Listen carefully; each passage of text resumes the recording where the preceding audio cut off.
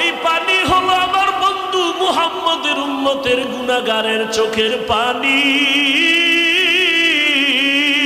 জাহান্নামের আওয়াজ আল্লাহকে বলবে, আল্লাহ বেনামাজি গুলো কই? ও আল্লাহ গুনাহগার গুলো আমার পেটে দাও, আমার পেটে ক্ষুধা। আল্লাহ বলে, জাহান্নাম অপেক্ষা কর, আমি আল্লাহ বিচারটা শেষ করে নেই। জাহান্নাম ফিরতে চায় না, আল্লাহ অর্ডার করবে ফিরিস্তা জাহান্নামের গলায় ৭০,০০০ শিকল লাগাইয়া ধর, সামনে যেন আসতে না পারে, পেছনে ধরে রাখো।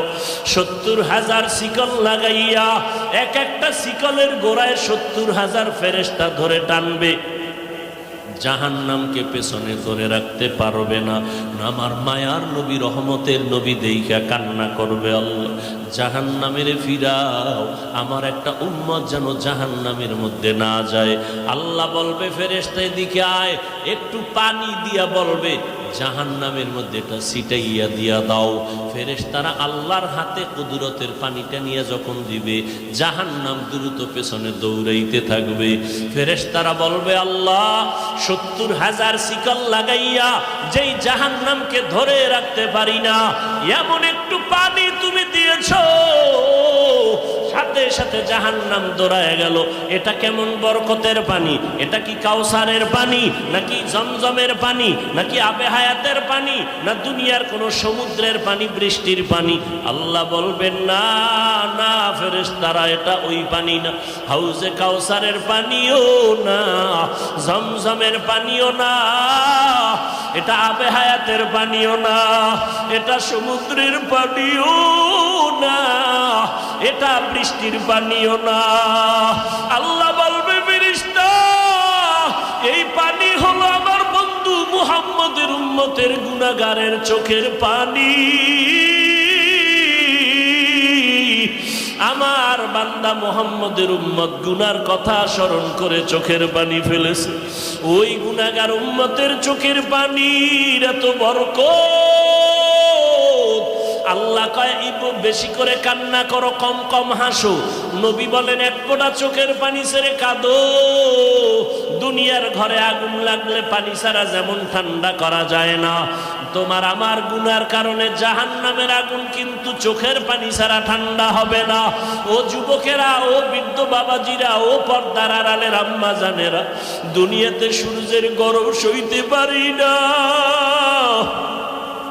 বিছানায় যখন ঘুমাইতে যাই, মশারি টানাইয়া ঘুমাই, মশায় কামড়াইলে ঘুমাইতে পারবো না। গুনাহ নিয়ে কবরে গেলে মশারি কই পাবি? ওই কবরে সাপ কিচ্ছু পোকামাকড়ে ভরে যাবে। ও আল্লাহর বান্দারা, গরমে ঘুমাইতে পারি না, ফ্যান চালাই, এসি চালাই। গুনাহ নিয়ে কবরে গেলে জাহান্নামের আগুনের গরম কেমন করে সহ্য করবারে বাবা? এখনো কি সময় হয় নাই তওবা করবা না?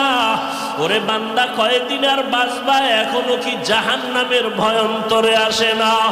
ওরে মা বাবার শাস্তির ভয়ে যদি সন্তান কান্না করতে পারে, ওস্তাদের শাস্তির ভয়ে যদি ছাত্র কান্না করতে পারে, আমার মাওলার আযাবের ভয় কি কম?